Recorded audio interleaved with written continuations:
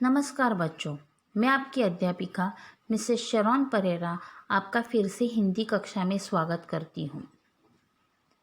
पिछली कक्षा में हम लोगों ने हमारे पाठ्य पुस्तक का 8वां पाठ सुनो किशोरी पढ़ना प्रारंभ किया था। इस पाठ की लेखिका आशारानी वोरा जी का हम लोगों ने जीवन परिचय जान लिया था। सुनो किशोरी पाठ के प्रथम परिच्छेद में हम लोगों ने देखा था कि आशा रानी वोरा जी ने अपनी पुत्री सुगंधा को पत्र में लिखा है कि अपने अधिकार को कभी नहीं छोड़ना चाहिए। अगर आपके अधिकार सही है या गलत है, उसका हमेशा आदान प्रदान करना चाहिए। आगे उन्होंने यह भी कहा है कि अपने सपनों को प्राप्त करने के लिए, अपने सपनों को हासिल करने के लिए हमेशा आगे बढ़ते रहो, लेकिन आगे बढ़ते समय अपनी निगाहें हमेशा धरती के ऊपर होनी चाहिए। मतलब कोई भी कार्य करते समय उसका सही गलत क्या अनुभव होता है या उसका सही गलत क्या परिणाम होता है, उसके बारे में जानना ज़रूरी है। आगे उन्होंने कहा है कि हमें हर एक चीज़ की सावधानी बरतनी अपेक्षित है। अगर हम लोग सावधानी नहीं बरतेंगे तो नुकसान हमारा ही हो सकता है। इसीलिए उन्होंने बोला है कि हमेशा सावधानी बरतते समय हमारा परिवेश का, हमारी संस्कृति का, सांस्कृतिक परंपराओं का हमेशा विचार कर कर ही आगे बढ़ना चाहिए। यह विचार करते समय पुरानी रूढ़ियों को या जर्जर रूढ़ी परंपराओं को अगर हम लोग ज़्यादा ध्यान देंगे तो बहुत ज़रूरी है। अगर रूढ़ियाँ गलत है तो उनको ज़रूर छोड़ दो, लेकिन अपनी परंपराओं को हमेशा जुड़े रहो। इसके लिए उन्होंने यह भी बताया है कि आप अपने कॉलेज की वाचनालय से या ग्रंथालय से किताबें लेकर अपनी परंपराओं के बारे में ज़्यादा से ज़्यादा जानो, क्योंकि आज के दौर पे बच्चे जो है वो पाश्चिमात्य संस्कृति का जल्दी से अनुकरण कर रहे हैं। इसलिए किसी भी संस्कृति का या किसी भी चीज़ का अनुकरण करने से पहले अपनी परंपराओं को जानना बहुत ज़रूरी है।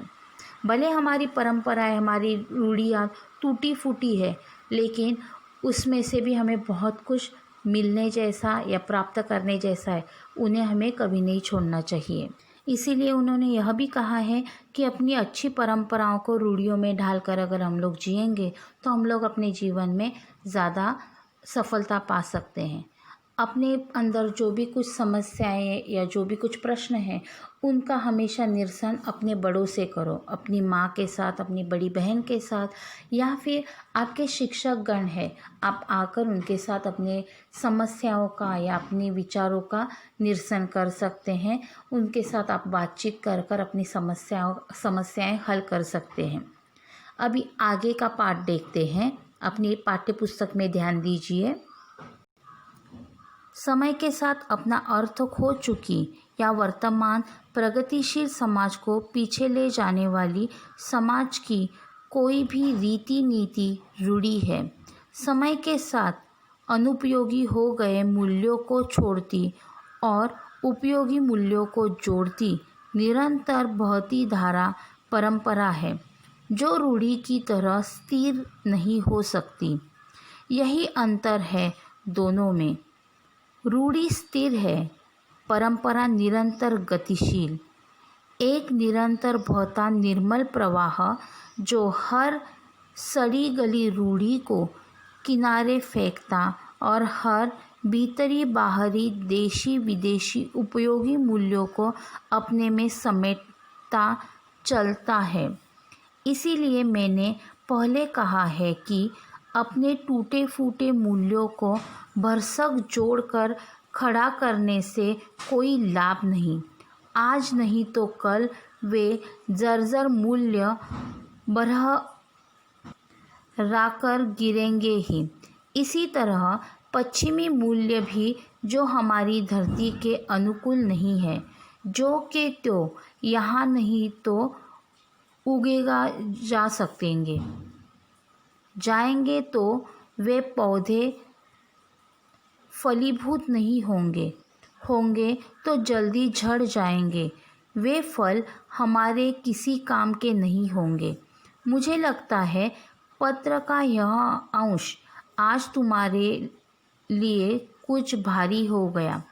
बेहतर है अपनी संस्कृति व परंपराओं को ठीक से समझने के लिए फुर्सत के समय इससे संबंधित साहित्य पढ़ना, इसीलिए कि यह बुनियादी जानकारी हर भारतीय लड़की के लिए ज़रूरी है, जिससे वह अपनी धरती, अपनी जड़ों को अच्छी तरह पहचान सके। यहाँ तुम्हारी सहेली रचना के संदर्भ में यह प्रसंग इसलिए कि वह इस सीमा रेखा को नहीं समझ पा रही। एक रचना का ही संघर्ष नहीं है, यह एक पूरी पीढ़ी का संघर्ष है। नई पीढ़ी पुराने मूल्यों को तो काट फेंकना चाहती है, पर नए मूल्यों के नाम पर केवल पश्चिमी मूल्यों को ही जानती पहचानती है। कहे उधार लिए मूल्यों से ही काम चला लेना चाहती है। नए मूल्यों के निर्माण का दम खम अभी उसमें नहीं आया है। सुनो, नए मूल्यों का निर्माण करना है तो नए ज्ञान विज्ञान को पहले अपनी धरती पर टिकना होगा। अपनी सामर्थ्य और अपनी सीमाओं में से ही उनकी पगडंडी काटनी होगी। यह पगडंडी काटने का साहस ही पहले ज़रूरी है, नहीं चौड़ी राह उसी में से खुलती दिखाई देगी। फिलहाल यहाँ तक देखते हैं। अभी इस पाठ का मैं स्पष्टीकरण करती हूँ। लेखिका कहती है कि समय वर्तमान प्रगतिशील है और समाज में बहुत सारे परिवर्तन आते रहते हैं। इसलिए उन्होंने कहा है कि समाज को पीछे ले जाने वाली समाज की कोई भी रीति नीति रूढ़ी है, रूढ़ियाँ हैं, बहुत सारी रूढ़ियाँ हैं जो गलत है, तो वह हमारे समाज को पीछे लेके जाती है। लेकिन समय के साथ अनुपयोगी हो गए मूल्यों को छोड़ती भी है। जो अच्छा नहीं है उसे वो रूढ़ियाँ छोड़ देती है, लेकिन उपयोगी मूल्यों को जोड़ती निरंतर बहती धारा परंपरा है। हमारी जो भी कुछ मूल्य हैं उनको जो हम लोगों को उनके साथ जोड़ने का काम जो है वो अपनी परंपरा करती है, जो रूढ़ी की तरह स्थिर नहीं हो सकती। परंपरा स्थिर नहीं है, वो बदलती रहती है। ट्रेडिशन, परंपरा मतलब ट्रेडिशन चेंज होता रहता है। लेकिन रूढ़ियाँ हैं जो पुरानी है वो वैसे की वैसे आज भी आगे आती रहती है। इसलिए परंपराओं के साथ हमें रहना है। और इसलिए वह कहती है कि रूढ़ी स्थिर है पर परंपरा निरंतर गतिशील है, उसमें हमेशा कुछ न कुछ बदलाव होता रहता है। एक निरंतर बहता निर्मल प्रवाह है जो हर सड़ी गली रूढ़ियों को बाहर फेंक निकालने का काम करता है। जिस प्रकार समुंदर के अंदर बहुत सारी गंदगी है, जब समुंदर में लहरें चलती है तो वो लहरें जो है वो अपने अंदर की सभी गंदगी को बाहर निकालती है। जो समुंदर में चलने वाली लहरें हैं वो उस गंदगी को बाहर निकालती है। वैसे ही हमारी जो परंपरा है वो पुरानी घिसी पीटी रूढ़ियों को हमारे अंदर से बाहर निकालकर हमें आगे जाने की प्रेरणा देता है। लेखिका यह भी कहती है कि पश्चिमी मूल्य हमारे लिए उतने भी अनुकूल नहीं है, उतने भी अच्छे नहीं है, जो कि त्यों हम लोग उनके साथ किसी प्रकार समझौता कर लेते हैं। और इसीलिए उन्होंने बताया है, उन्होंने एक उदाहरण दिया है कि एकाध पौधा अगर आप लोगों ने लगा दिया, उस पौधे को आपने पानी दिया, उसकी अच्छे से देखभाल की, लेकिन वो पौधा जब जल्दी से बढ़ जाता है तो उसमें आने वाले जो फल है वो उसमें लगते ही नहीं है। और अगर उसमें फल आ गए तो वो फल हमारे लिए कुछ काम के ही नहीं रहेंगे। क्यों? क्योंकि वो फल अच्छी तरह से पके हुए नहीं रहेंगे। इसीलिए कोई भी काम के लिए जितना समय लगता है उतना समय अगर लगेगा तो वो सही है। हर एक चीज़ का सही समय होना ज़रूरी है। जब तक वो समय नहीं आता तब तक वो कार्य अच्छे से पूर्ण नहीं होता।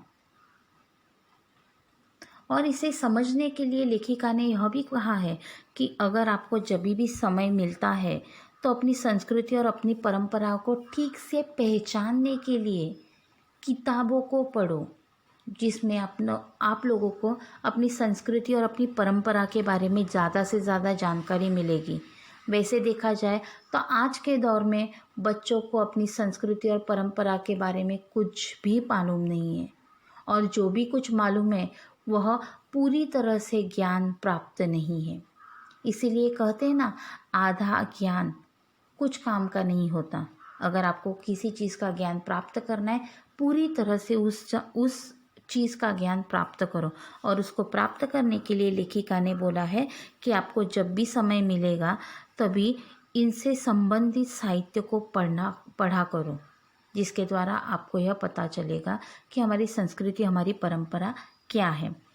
आगे उन्होंने कहा है, उनकी बेटी सुगंधा की सहेली रचना के बारे में उन्होंने बताया है।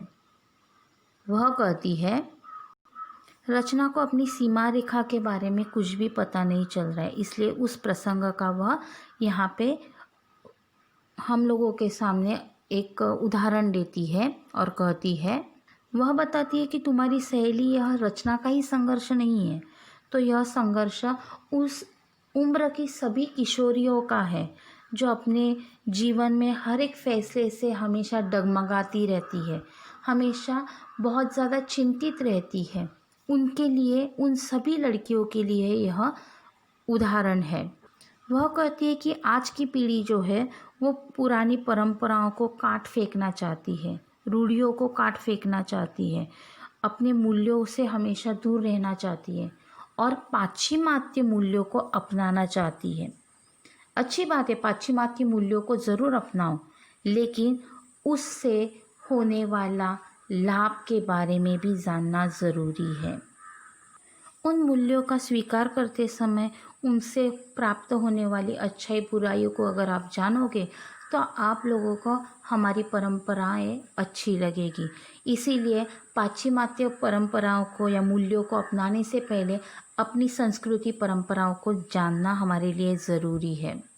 उन्होंने यह भी कहा है कि नए मूल्यों का निर्माण करना है तो नए ज्ञान विज्ञान को पहले अपनी धरती पर टिकना होगा।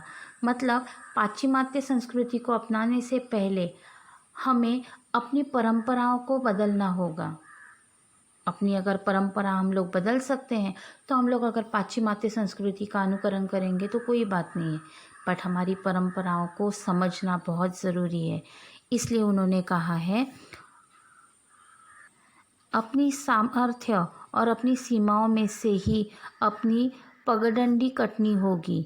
मतलब हम कहाँ तक किसी चीज़ को पा सकते हैं और हमारी सीमा कहाँ तक है, उसको जानने के बाद ही हम उस संस्कृतियों को अपनाएंगे कि नहीं अपनाएंगे, इसके बारे में हम लोग सोच सकते हैं। इसलिए लेखिका कहती है, यह पगडंडी काटने का साहस ही पहले ज़रूरी है। ये जो सामर्थ्य है, सीमाएं हैं, उनको जब तक आप काटोगे नहीं तब तक आप लोग पाश्चिमात्य संस्कृति को अपनाओगे नहीं। लेकिन पाश्चिमात्य संस्कृति को अपनाने से पहले यह भी आपको ध्यान देना है कि हमारी परंपराएं, रूढ़ियाँ कैसी है और उसे किस प्रकार हमें निभाना है। नई चौड़ी राह उसी में से ही खुलती दिखाई देगी। जब आप किसी संस्कृति को अपनाओगे, अगर आप पाश्चिमात्य संस्कृति को अपना रहे हो तो उसको अपनाने से पहले आपको हमारी सार्थकता, हमारी सीमाओं को जानना भी बहुत ज़रूरी है। फ़िलहाल तो यहाँ तक ही। आगे की कक्षा में हमारे पाठ का आगे का पाठ देखेंगे। धन्यवाद।